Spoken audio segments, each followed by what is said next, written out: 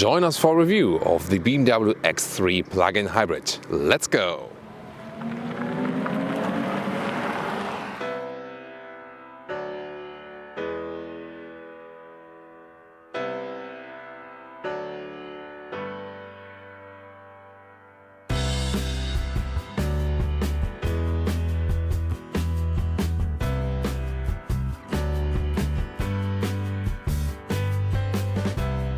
In the front here, the BMW X3 has a wide double kidney, also with adaptive fins on the inside that only open on demand for more air cooling.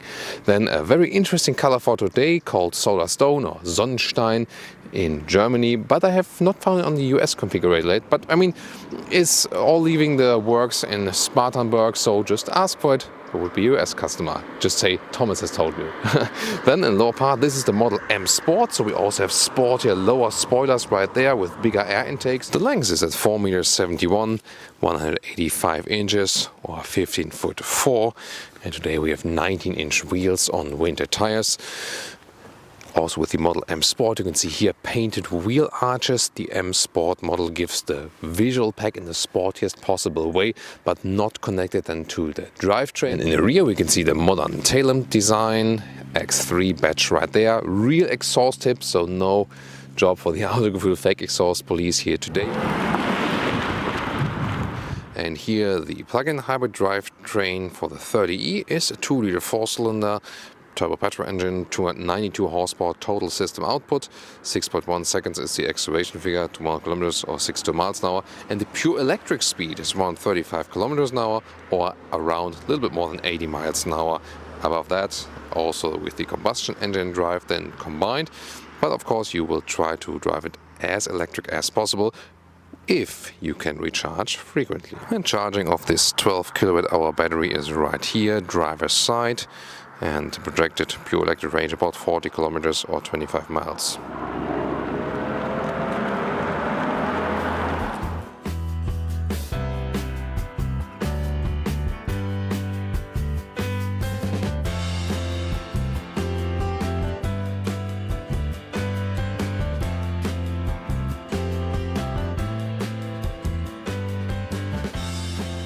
Yeah, this brown animal skin interior doesn't fit at all to this vehicle. Not sure about this configuration, but the good thing is also for the X3 PHEV and also for the other models, black or beige sensor tech is available, so the animal-free leather alternative which is high in quality.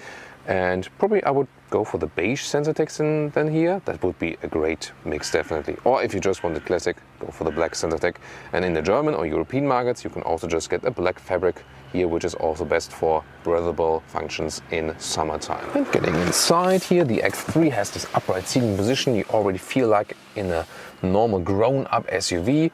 Steering wheel, very smooth function that shows the build quality of this vehicle has been improved bit by bit. Also happy with that. Interior overview, a clean and simple layout. Nice brushed aluminum style here. Soft touch dashboard. There's the sensor tech dashboard also with stitching right there. Start-stop button is here. Option, you can also get the latest BMW Live Cockpit Professional. Left side 12.3-inch instruments. Right side this 10.25-inch screen with the latest software. Now also below the BMW X3.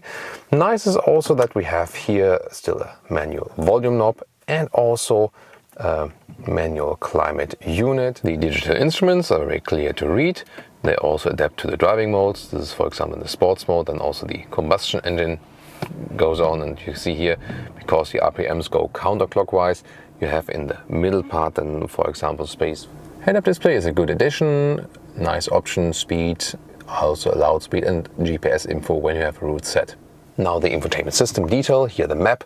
This is powerful enough, you see, very responsive. They really put a CPU in there that is powerful enough. Here we have the optional Harman Kardon sound system with the surround sound, and it's a very nice sound, very crystal clear, really nice.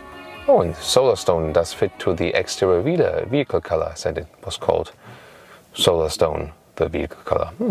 Was that a coincidence? And getting in the rear, here you have still enough legroom also for tall passengers in the rear, no problem. However, if you think about the BMW X1, you would have the same amount of legroom because the X1 has a shorter hood, only 4-cylinder engines. This is a 4-cylinder PHEV engine here today, but here you could also get a 6-cylinder. That's why the hood is longer. Decent seating position here in the rear. You also don't have a compromise because of the plug-in hybrid drive. Still enough headroom. As for the trunk area here for the 30e, you lose a little bit of height right here because of the battery. There's a cover right there. Then you can see here also this cabin trolley would fit in a vertical way. This is a bag for a charging cable because you need this one kinda, because here underneath there would be the second charging cable, then here for the household plug. Welcome to Thomas's Driving Lounge with the BMW X3 plug-in hybrid. And this is a very interesting drive, I can tell you already right now, because recently we've been driving the all-new iX3, the all-electric X3, and so we can also compare it here. And of course I also have the experience then with all the other combustion engine models here of this car. And good thing about the X3 in general is always upright seating position, a grown-up SUV feeling, more SUV feeling than you would have in the smaller X1. But then again, you're not as big as the X5, so you can maneuver a little bit better around city traffic and so on. 19-inch wheels mounted here today, together with winter tires. The standard suspension also for this car, which is in comparison to the adaptive suspension rather firm, so I would always advise to go with the adaptive suspension. This one here, the Model M Sport. So overall I think the suspension quite sporty on this tone here. For me a little bit too sporty. It's not bad at all, of course, but I think the adaptive suspension with the normal comfortable setup then would be the best choice for this very vehicle. All electric drive, yeah, about 40 kilometers, 25 miles, something like this. And I'm also driving all electric at the moment. I've set it to the automatic hybrid drive, so the car decides for itself in which driving mode we are, and when we are rather rolling, not accelerating hard, it's also remaining in this electric drive here, especially in the city. And if you have a route set, for example, where the driving goes on a longer motorway journey or something, then also the combustion engine would, for example, be preferred. As for recuperation, when I'm just leaving the throttle, there's not such a harsh recuperation, but I can see it's going in this charge meter here, so there is some notable recuperation. And if you want more recuperation, then you would hit the brake, and the brake pedal then just applies the normal brakes if you want even more braking power. So you can also switch the driving mode here with an eDrive mode, and you could go to the max eDrive. This is always keeping it in the electric drive then, unless you really floor it out for safety reasons that you can still accelerate. Then the second one is this charging battery mode, so the car can charge the battery from the combustion engine.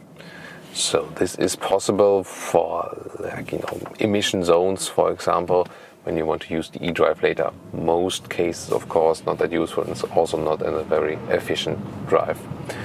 We have a very soft steering feel, but doesn't have a dead zone area, so something is always happening. Comparing to the all-electric X3, this one here, you do feel the difference. In the iX3, the all-electric one, where you have the big, heavy battery pack in the bottom of the vehicle, that went so well along with the vehicle, so it brought the center of gravity that low that it felt like a completely different vehicle. It felt so much sportier, although it had so much more weight. That was red, no problem. So the all-electric one does drive better than this one, no doubt about that. And of course has more electric power.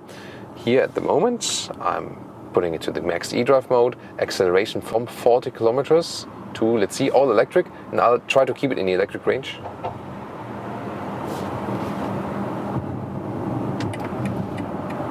And that's 80. So you can still accelerate substantially with the electric drives, no problem. And in the city you get along anyway, that's also no problem at all. But if you want the harshest acceleration, then you need both drivetrains. And this was also, was really keeping the throttle to a point where I could see the maximum power output of this eDrive train. That's it. And as soon as I pin it down a little bit more, then I can show that to you like this. Blub. Here, and then you hear the combustion engine hops on. So I feel there's a threshold in the throttle pedal. Now we're going back to the sports mode. And the bad thing here about these instruments is when we keep this beautiful shot here, the steering wheel is directly blocking the speed. Therefore I will just tell you the speed right now. That's an easy way than unmounting the camera and so on. So we start at about 50 kilometers an hour. We can go a little bit slower. Like, let's say we start at 40 kilometers an hour and then we'll accelerate it out. Safety first, let these cars pass. You shall pass. And then let's go. 100.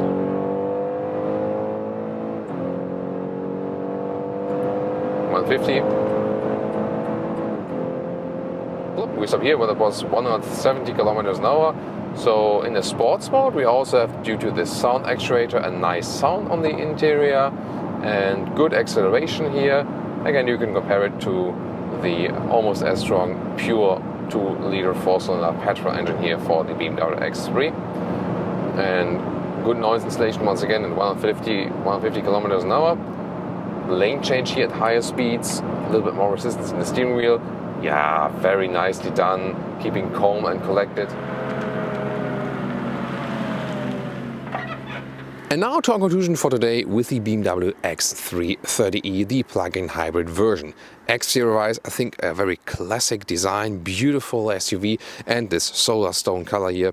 I mean, it's a very unique one, and I really like it. It gives so much brightness, especially here in this darker winter times right now. Then also with this bigger double kidney in this new generation. Other than that, you don't see that's a plug-in hybrid from the exterior. Why would you? Interior, nice styling. It's a good compromise between infotainment, modern stuff, but still easy to handle, control knobs and so on. So I think a very good interior setup, and you also have enough space and also good animal-free SensorTech materials available, as well as fabric seats in the European or German market. Driving-wise, a very balanced handling. Also here for the plug-in hybrid drivetrain, the best would be to get the adaptive suspension for BMW X3. That's the most fun and also best balance between sportiness and comfort. The BMW iX3, the all-electric version, drives even better because this lower center of gravity and this more electric power brought so much fun to me. Now the best version of the X3. However, this one here, a compromise in between. Other than that, I mean, the 3-liter 6-cylinder is such a great engine, the best combustion engine at BMW, that this one is also quite tempting, but also quite expensive. So at this moment, I think I would either go good charging infrastructure, go with the iX3, no charging infrastructure, take the 3-liter 6-cylinder, if money doesn't play a role. However, if you have some governmental benefits and so on and tax advantages, then the plug-in hybrid can make sense. Or if you have, you know, this driving profile that sometimes you want to go for a longer journey and use the combustion engine, and during the week, for example, you just use the electric drivetrain and commute all electric during the week, then also the plug-in hybrid would make sense. Thank you so much for tuning in today. I hope you liked our insight. Tune in next time.